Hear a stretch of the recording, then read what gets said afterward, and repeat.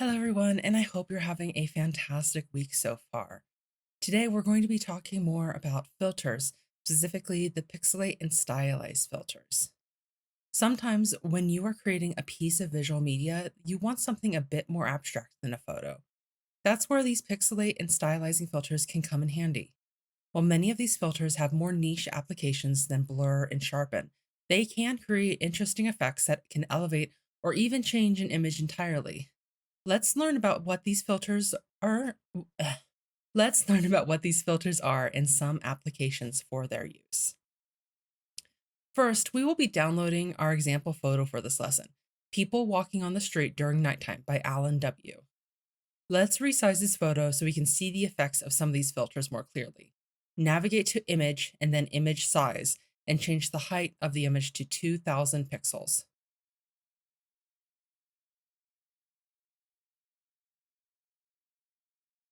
There are 7 options under Pixellate filters in the filter menu.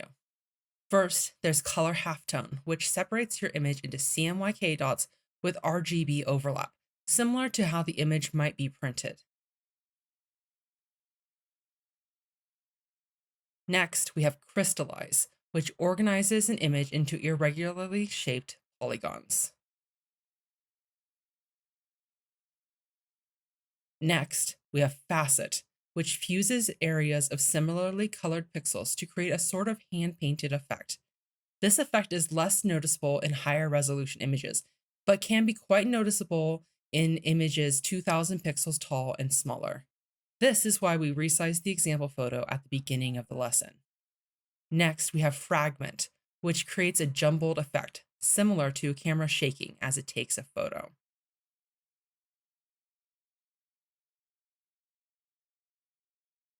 Then we have mezzotint, which renders an image as a pattern of dots, lines, or strokes. Similar to color halftone, it breaks down color to strictly CMYK and RGB.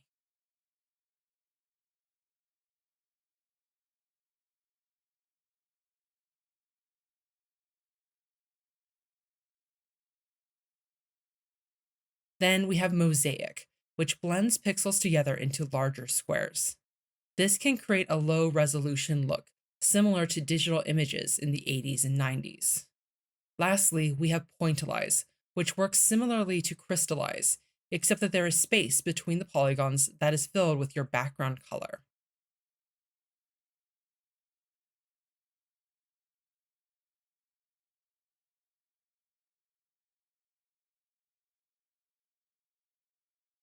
Next, let's look at the stylize filters, where there are 9 options. First, we have diffuse, which randomizes pixels in a small radius, creating a somewhat feathered look that is distinct from a blur filter.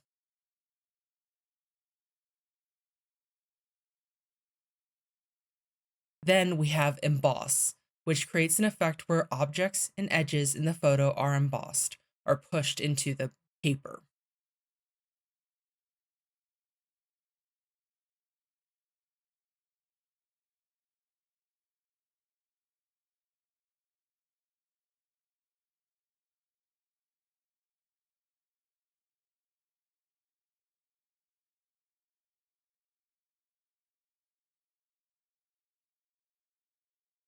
Then we have extrude, which renders a 3D sort of effect where blocks or uh, pyramids are extruded out from the central point.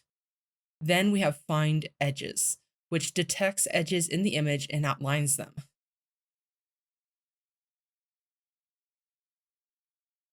When applied as a multiply layer over the original image, this can create a sort of cartoon outline effect.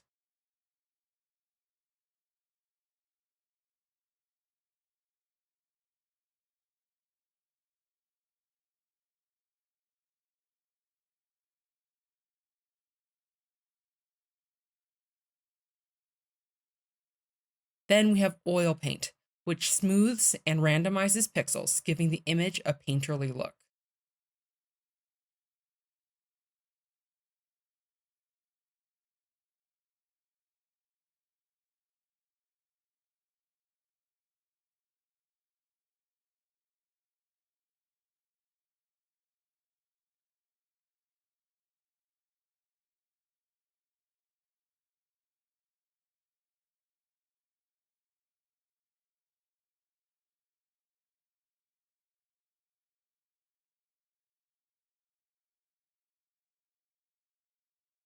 Then we have solarize, which blends a negative and positive image for results similar to exposing a photographic print briefly to light during development.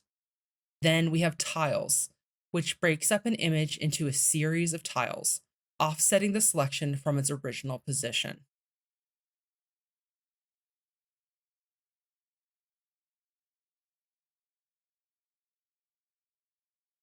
Then we have trace contour, which finds the transitions between major areas of brightness and thinly outlines them for an effect similar to the lines in a contour map.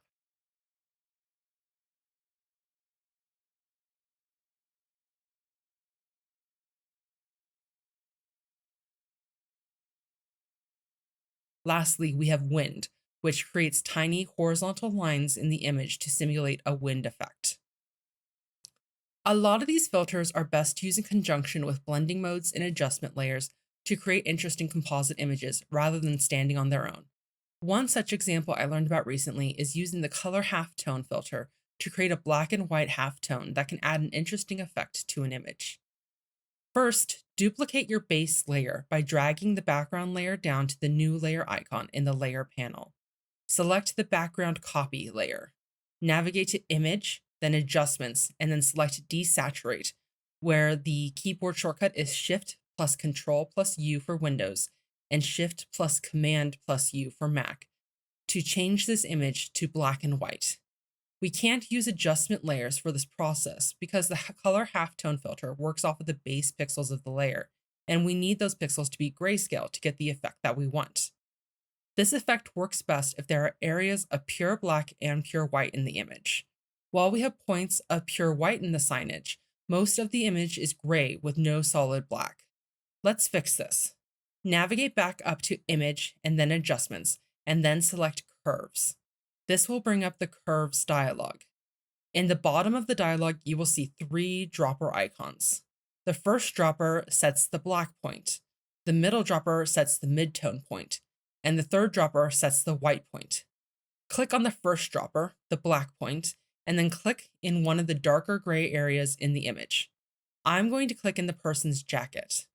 Press OK to confirm the tone change. Now we can get to applying the color halftone filter. Navigate to Filter, then Pixellate, then Color Halftone.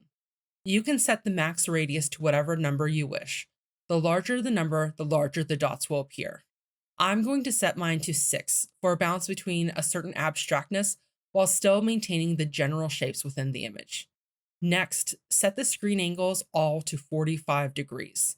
This will make each color in the color halftone sit on top of each other, making a pure black and white dotted image instead of one using CMYK and RGB. Press OK to confirm these settings. What I like to do now is set this layer to multiply and then change what appears underneath.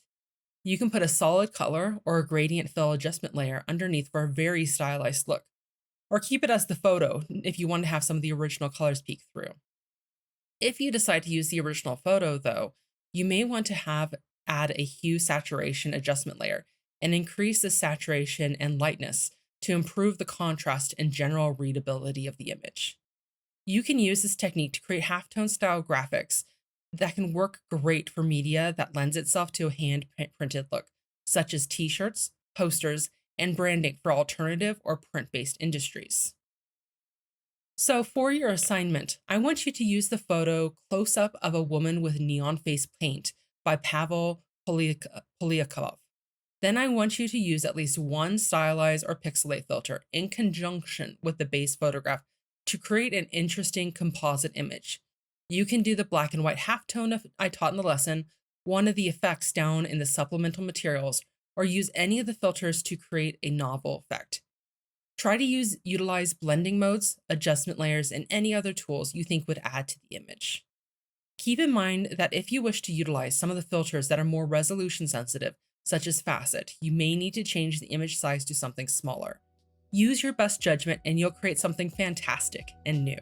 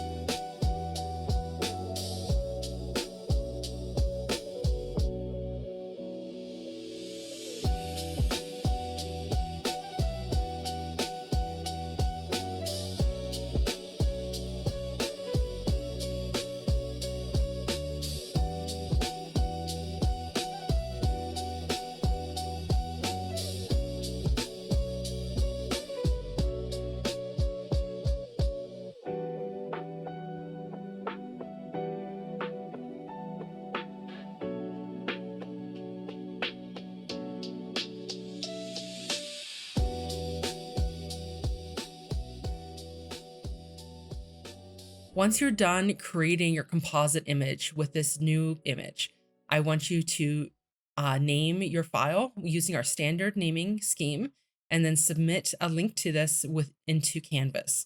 And once you've done that, you have completed this assignment. I hope that this covers a little bit more of some of the filters that are available in Photoshop, and I hope that you had a little bit of fun learning it. Until next time, I will speak to you at the next lesson. Take care.